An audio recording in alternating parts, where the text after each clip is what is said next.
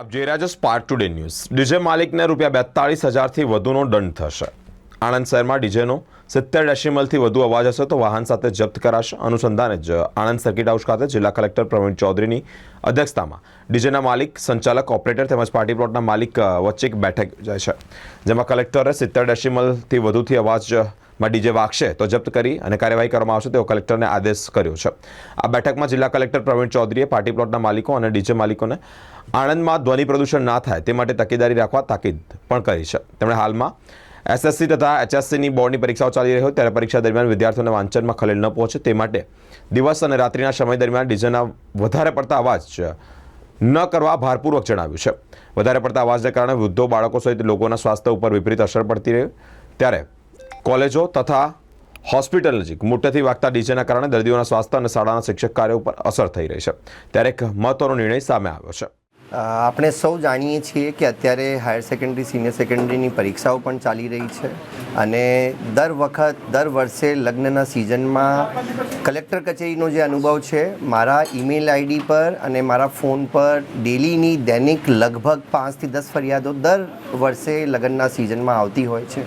તો આજે ભારતના સુપ્રીમ કોર્ટના ચુકાદા પ્રમાણે જે નોઇઝ પોલ્યુશનને લગતો, ધ્વનિ પ્રદૂષણને લગતો જે ચુકાદો છે, આ ચુકાદા પ્રમાણે દરેક જગ્યા જે પ્રમાણે વિસ્તાર છે, ઔદ્યોગિક વિસ્તાર હોય તો ઔદ્યોગિક વિસ્તારમાં કેટલી અવાજ, રહેણાંક વિસ્તાર હોય તો રહેઠાંકમાં કેટલા સુધી વગાડી શકે છે, આ બાબતે તમામ ડીજેવાળાને માહિતગાર કરવામાં આવ્યું છે, જેથી ભવિષ્યમાં જ્યારે પણ આવી કોઈ ફરિયાદ આવશે અને તમામ ડીજે સંચાલકોને આવી સૂચના પણ આપવામાં આવી છે કે ભવિષ્યમાં કોઈ આવી પ્રવૃત્તિ ધ્યાને આવશે તો એમનો ડીજેનો વ્હીકલ પણ જપ્ત કરવા સુધીની પણ કાર્યવાહી કરવામાં આવશે।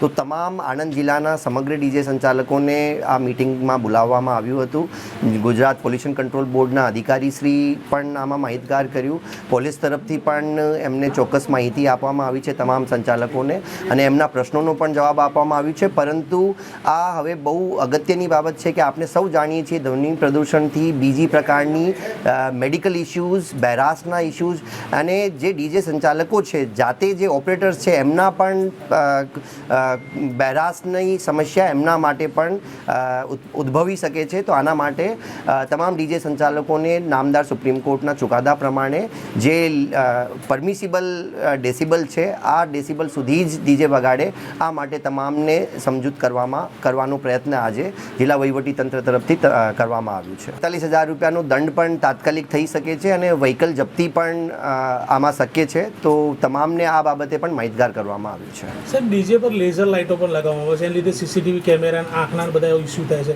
એના પર આ બાબતે પણ ડીજેવાળાને તમામને સમજૂત કરવામાં આવ્યા છે। પણ હવે આવી કોઈ બનાવ બનશે, આવો કોઈ ફરિયાદ આવશે તો ડેફિનેટલી કાર્યવાહી કરવામાં આવશે।